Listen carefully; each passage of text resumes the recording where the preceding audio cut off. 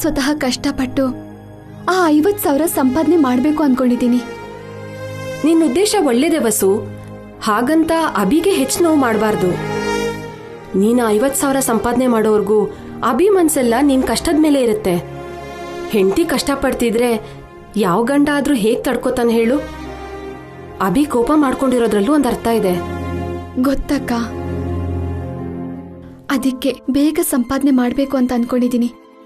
ಅವರಿಗೆ ಆ ಕಷ್ಟದಿಂದ ಮುಕ್ತಿ ಕೊಡ್ಬೇಕು ಅಂತ ಇದ್ದೀನಿ. ಅದ್ರ ಬಗ್ಗೆನೇ ಯೋಚನೆ ಮಾಡು ವಸು. ನಾನಿನ್ ಯಾವ್ದಾದ್ರೂ ಜಗಳ ಆಯ್ತೀನೋ ಅಂತ ಭಯಪಟ್ಟೆ. ಬೇಗ ನೀನ್ ಗುರಿ ತಲುಪಿ ಅಭಿನ ಸಂತೋಷ ಪಡಿಸು.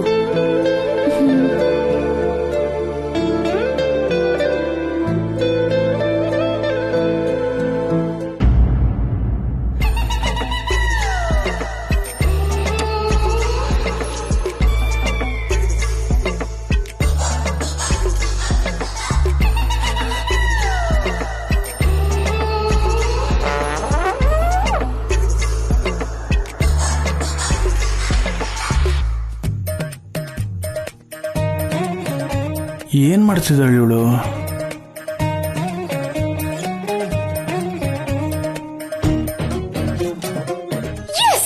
ಹೀಗ್ ಮಾಡಿದ್ರೆ ತಿಂಗಳಿಗೆ ಲಕ್ಷಾಂತರ ರೂಪಾಯಿ ಸಂಪಾದನೆ ಮಾಡ್ಬೋದು. ಅಖಿಲ್, ಏನಾಯ್ತು? ಸಡನ್ ಆಗಿ ಬಿಕ್ಕಳಿಕೆ ಯಾಕೆ ಬರ್ತಿದೆ? ಕೇಳಬಾರ್ದು ಶಾಕಿಂಗ್ ನ್ಯೂಸ್ ಕೇಳಿದ್ರೆ ಬಿಕ್ಕಳಿಕೆ ಬರದೆ ಇನ್ನೇನು?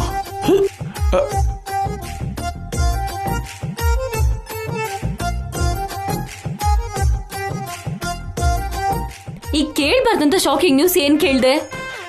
ಈಗ ತಾನೇ ಅಂದ್ಯಲ್ಲ ತಿಂಗಳಿಗೆ ಲಕ್ಷಾಂತರ ರೂಪಾಯಿ ಸಂಪಾದನೆ ಮಾಡ್ತೀನಿ ಅಂತ. ಹಾ, ಏನು ಜೋಕಾ ಅಲ್ವಾ ಮತ್ತೆ? ಹಲೋ, ಅನಾಥಾಶ್ರಮದಲ್ಲಿ ಬೆಳೆದು ಅಷ್ಟೋ ಇಷ್ಟೋ ಓದ್ಕೊಂಡು ನರ್ಸರಿನಲ್ಲಿ ಮಣ್ಣಲ್ಲಿ ಕೆಲಸ ಮಾಡಿರೋ ಆಫ್ಟರ್ ಆಲ್ ಆ ವಸು ಅಕ್ಕನ ಸಂಪಾದನೆ ಮಾಡ್ಬೇಕಾದ್ರೆ ಕೋಟ್ಯಾಧೀಶ್ವರ ಮನೆಯಲ್ಲಿ ಹುಟ್ಟಿ ಬೆಳೆದು ಫ್ಯಾಷನ್ ಡಿಸೈನಿಂಗ್ ಕೋರ್ಸ್ ಮಾಡಿ ಕಾಲೇಜ್ನಲ್ಲಿ ಯೂತ್ ಐಕಾನ್ ಅನ್ಸ್ಕೊಂಡಿರೋ ದಿ ಗ್ರೇಟ್ ಹಾರಿಕಾ ಸಂಪಾದನೆ ಮಾಡಕ್ಕಾಗಲ್ವಾ? ಏನ್ ಮಾಡಿ ಸಂಪಾದನೆ ಮಾಡ್ತೀಯಾ? ನಾನು ಮಲ್ಟಿ ಟ್ಯಾಲೆಂಟೆಡ್ ಪರ್ಸನ್, ಗೊತ್ತಾ? ನೀನು ಮಲ್ಟಿಪಲ್ ಪರ್ಸನಾಲಿಟಿ ಅವಳು, ಟ್ಯಾಲೆಂಟೆಡ್ ಅಲ್ಲ. ಅನಾವಶ್ಯಕವಾಗಿ ಟ್ಯಾಲೆಂಟ್ಗೆ ಅವಮಾನ ಮಾಡಬೇಡ. ನೀನು ನನ್ನ ಅವಮಾನ ಮಾಡಬೇಡ. ನಿನ್ನಲ್ಲಿ ಏನ್ ಟ್ಯಾಲೆಂಟ್ ಇದೆ ಅಂತ ಒಂದ್ಸಲ ಹೇಳು. ಒಂದು ಟ್ಯಾಲೆಂಟ್ ಹೇಳು. ನಾನು ಒಳ್ಳೆ ಸಿಂಗರ್, ಗೊತ್ತಾ? ಅಬ್ಬಾ, ನಾನು ಒಂದ್ ಸಾಂಗ್ ಹಾಡಿ ಪ್ರೈವೇಟ್ ಆಲ್ಬಮ್ ಅಲ್ಲೋ ಸೋಷಿಯಲ್ ಮೀಡಿಯಾದಲ್ಲೂ ಹಾಕಿದ್ರೆ ಲಕ್ಷ ವ್ಯೂಸ್ ಬರುತ್ತೆ, ಕೋಟಿಗಟ್ಟಲೆ ಲೈಕ್ಸ್ ಬರುತ್ತೆ. ದೊಡ್ಡ ದೊಡ್ಡ ಮ್ಯೂಸಿಕ್ ಡೈರೆಕ್ಟರ್ಸ್ ಎಲ್ಲರೂ ನನ್ ಮುಂದೆ ಕ್ಯೂ ನಿಲ್ತಾರೆ. ದುಡ್ಡಿನ ಮಳೆನೆ ಸುರಿಯುತ್ತೆ. ಓಹೋ, ಹೌದಾ? ಎಲ್ಲಿ ಒಂದ್ ಸಾಂಗ್ ಹಾಡು. ಹಾ, ಟೆಸ್ಟಿಂಗಾ? ಹಾಗಾದ್ರೆ ಕೇಳು. ನೀನಂದ್ರೆ ನನಗಿಷ್ಟ, ನಿನ್ನ ನಗು ಅಂದ್ರೆ ನನಗಿಷ್ಟ, ನೀನಂದ್ರೆ ನನಗಿಷ್ಟ, ನಾನು ನೀನಾದ್ರೆ ನನಗಿಷ್ಟ, ನಿನ್ನ ಆಲಾಪನೆ ನಿಲ್ಲದು ನಿಲ್ಲಿಸಿದರೆ ಹೃದಯದ ಬಡಿತ ಕೇಳೆಯ ಪ್ರಿಯಾ ಪ್ರಿಯಾ, ನೀನಂದ್ರೆ ನನಗಿಷ್ಟ, ನಿನ್ನ ನಗು ಅಂದ್ರೆ ನನಗಿಷ್ಟ. ಹಾ, ಹೇಗಿದೆ ನನ್ನ ಸ್ವೀಟ್ ವಾಯ್ಸ್? ಅಬ್ಬಾ, ಸೂಪರ್. 1 ಮಿನಿಟ್. ನೀನಂದ್ರೆ ನನಗಿಷ್ಟ, ನಿನ್ನ ನಗು ಅಂದ್ರೆ ನನಗಿಷ್ಟ, ನೀನಂದ್ರೆ ನನಗಿಷ್ಟ, ನಾನು ನೀನಾದ್ರೆ ನನಗಿಷ್ಟ, ನಿನ್ನ ಆಲಾಪನೆ. Stop it Akhil, stop it. ಅಬ್ಬಬ್ಬಬ್ಬಾ, ಅಷ್ಟು ದರಿದ್ರವಾಗಿ, ಅಷ್ಟು ಕೆಟ್ಟದಾಗಿ, ಅಷ್ಟು ಕರಡ ಕಟ್ಟೋರವಾಗಿ ಯಾರು ಹಾಡಿರೋದು? ನೀನೇ. ನಿನ್ನ ವಾಯ್ಸ್ ನಿನಗೆ ಇಷ್ಟ ಆಗಿಲ್ಲ, ನಿನಗೆ ಕೇಳಕ್ಕಾಗದೆ ಕಿವಿ ಮುಚ್ಕೊಂಡೆ. ಇನ್ ಜನ ಹೇಗೆ ಕೇಳ್ತಾರೆ? ಈ ಮನೆ ಮುಂದೆ ಬಂದು ಕಲ್ ತಗೊಂಡು ಹೊಡಿತಾರಷ್ಟೇ. ಹಾಡಕ್ ಬರ್ಲಿಲ್ಲ ಅಂದ್ರೆ ಏನು, ಡ್ಯಾನ್ಸ್ ಮಾಡ್ತೀನಿ. ನಾನು ಬೆಸ್ಟ್ ಡಾನ್ಸರ್ ಗೊತ್ತಾ? ಓಹೋ, ನಿನಗೋಸ್ಕರ ಕೋರಿಯೋಗ್ರಾಫರ್ ಕ್ಯೂ ನಿಲ್ಬೇಕಾ? ಒಂದ್ ಸ್ಟೆಪ್ ಹಾಕ್ಬಿಟ್ಟು ತೋರಿಸ್ಲಾ? ಬೇಡಮ್ಮ ಬೇಡ. ಈಗಷ್ಟೇ ನಿನ್ನ ಹಾಡು ಕೇಳಿ ಕಿವಿಲಿ ರಕ್ತ ಬರ್ತಿದೆ. ಇನ್ನು ಡ್ಯಾನ್ಸ್ ನೋಡ್ಬಿಟ್ರೆ ಕಣ್ಣು ಹೋಗ್ಬಿಡುತ್ತೇನೋ. ಬರೀ ಹೀಯಾಳ್ಸೋದಲ್ಲ, ಎನ್ಕರೇಜ್ ಕೂಡ ಮಾಡ್ಬೇಕು. ಹುಲಿನ್ ನೋಡಿ ನರಿನೂ ಬೇಟೆಯಾಡ್ತು ಅಂತ ಒಂದು ಗಾದೆ ಇದೆ, ಕೇಳಿದ್ಯಾ? ಗೊತ್ತಾ? ಹೊಸೊತ್ಗೆನ ನಿನಗೆ ಹೋಲ್ಸ್ಕೊಳ್ಳೋದು ಹಾಗೇ ಇದೆ. ನೀನು ಯಾವತ್ತೂ ಹೊಸೊತ್ಗೆನ ಕ್ರಾಸ್ ಮಾಡೋದಕ್ಕಾಗಲ್ಲ. ಅತ್ತಿಗೆನ ಮೀರಿಸಿ ದೊಡ್ಡೋಳಾಗ್ತೀನಿ ಅಂತ ಅನ್ಕೋಬೇಡ. ಮೊದಲು ಸ್ವಲ್ಪ ಎತ್ತರ ಆಗೋದು ಕಲ್ತ್ಕೋ.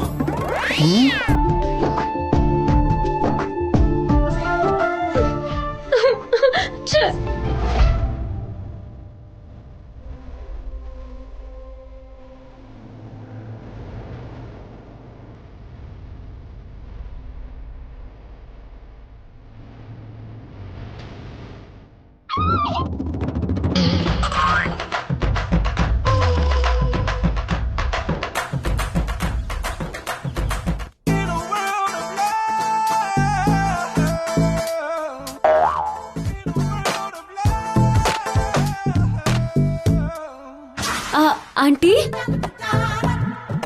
ಆಂಟಿ, ಏನ್ ಆಂಟಿ ಬರೀ ಬೆರಳನ್ ತಿಂತಿದ್ಯಾ? ಆ ವಸು ಬಗ್ಗೆ ಯೋಚನೆ ಮಾಡ್ತಿದ್ದೆ ಕಣೆ. ಅವಳು ಮೊನ್ನೆ ಆನ್ಲೈನ್ ಅಲ್ಲಿ ಸಿತಾರ್ ಪಾಠ ಮಾಡಿ ದುಡ್ಡು ಸಂಪಾದನೆ ಮಾಡಿದ್ಲು. ನಿನ್ನೆ ಪೇಂಟಿಂಗ್ ಮಾಡಿದ್ಲು. ಇವತ್ತೇನ್ ಮಾಡಕ್ ಹೊರಟಿದ್ದಾಳೆ ಅಂತ ಗೊತ್ತಿಲ್ಲ. ಹೌದಾಂಟಿ, ವಸು ಅಕ್ಕ ದಿನಕ್ಕೊಂದ್ ಕೆಲ್ಸ ಮಾಡಿ ದುಡ್ಡು ಸಂಪಾದನೆ ಮಾಡ್ತಿದ್ದಾರೆ. ಇವಾಗ ನಾವ್ ಯೋಚನೆ ಮಾಡ್ಬೇಕಾಗಿರೋದು ವಸು ಅಕ್ಕ ಏನ್ ಮಾಡ್ತಿದ್ದಾರೆ ಅಂತಲ್ಲ, ವಸು ಅಕ್ಕ ಗೆಲ್ದಿರೋ ತರ ಏನ್ ಮಾಡ್ಬೇಕು ಅಂತ. ಅವಳು ಏನ್ ಮಾಡ್ತಾಳೆ ಅಂತ ಗೊತ್ತಾದ್ರೆ ತಾನೆ ಆ ಕೆಲ್ಸ ಮಾಡದೇ ಇರೋ ತರ ತಡಿಬಹುದು.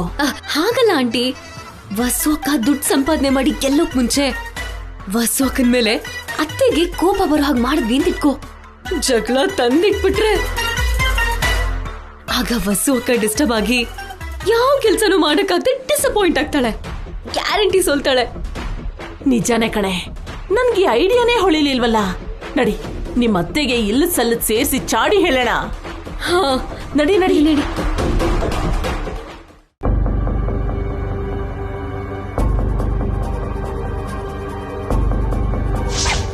ಅದಕ್ಕೆ ಈ ಕರಿ ಬಡಿಸಿ.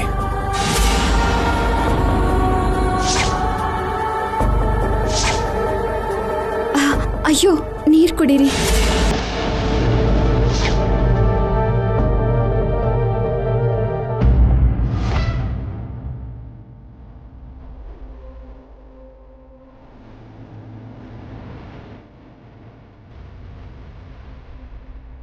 ಏನಕ್ಕೆ ಯೋಚನೆ ಮಾಡ್ತಿದ್ದೀರಾ?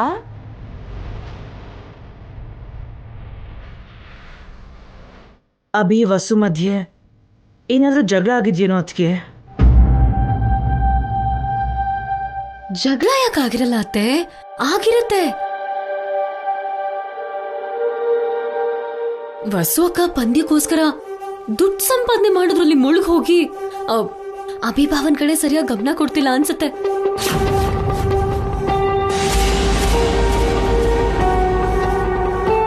ಹೌದು ಅದಕ್ಕೆ, ಅನು ಕೀರ್ತಿಗೆ ಅದೃಷ್ಟ ಇತ್ತು, ಅದಕ್ಕೆ ಅವ್ರ ಅಜ್ಜಿ ಮನೆಗೆ ಹೋಗಿದ್ದಾರೆ.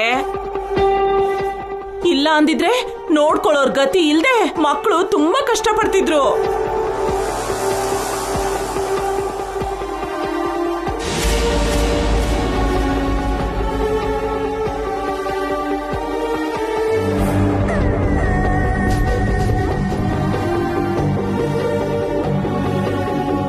ಪಾಪ ಬಾವ ಬೆಳಿಗ್ಗೆಯಿಂದ ಸಂಜೆವರೆಗೂ ಆಫೀಸಲ್ಲಿ ಕೆಲಸ ಮಾಡಿ ಸುಸ್ತಾಗಿ ಮನೆಗ್ ಬರ್ತಾರೆ. ಆ ವಸು ಅಕ್ಕ ಅಂತೂ ಭಾವನ್ನ ಸರಿಯಾಗಿ ನೋಡ್ಕೊಳ್ದೆ ದುಡ್ಡನ್ನ ಹೇಗ್ ಸಂಪಾದನೆ ಮಾಡ್ಬೋದು ಅಂತ ಯೋಚನೆ ಮಾಡ್ತಾ ಭಾವನ ನಿರ್ಲಕ್ಷ್ಯ ಮಾಡ್ತಿದ್ದಾರೆ.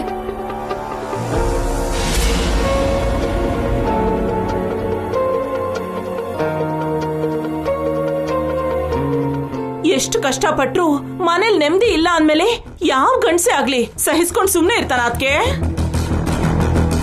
ಹಾಗೇನೆ ನಮ್ಮ ಅಭಿ ಪರಿಸ್ಥಿತಿ. ಪಾಪ ಹೊರಗಡೆ ಹೇಳ್ಕೊಳಕ್ಕಾಗ್ದೆ ಮನ್ಸಲ್ಲೇ ನೋವು ತಿಂತಿದ್ದಾನೆ.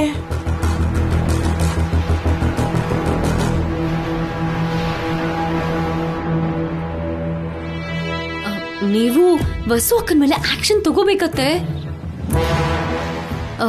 ಅಭಿಭಾವನ್ ಕಡೆ ಗಮನ ಕೊಡು ಅಂತ ಸ್ಟ್ರಿಕ್ಟ್ ಆಗಿ ಹೇಳ್ಬೇಕು.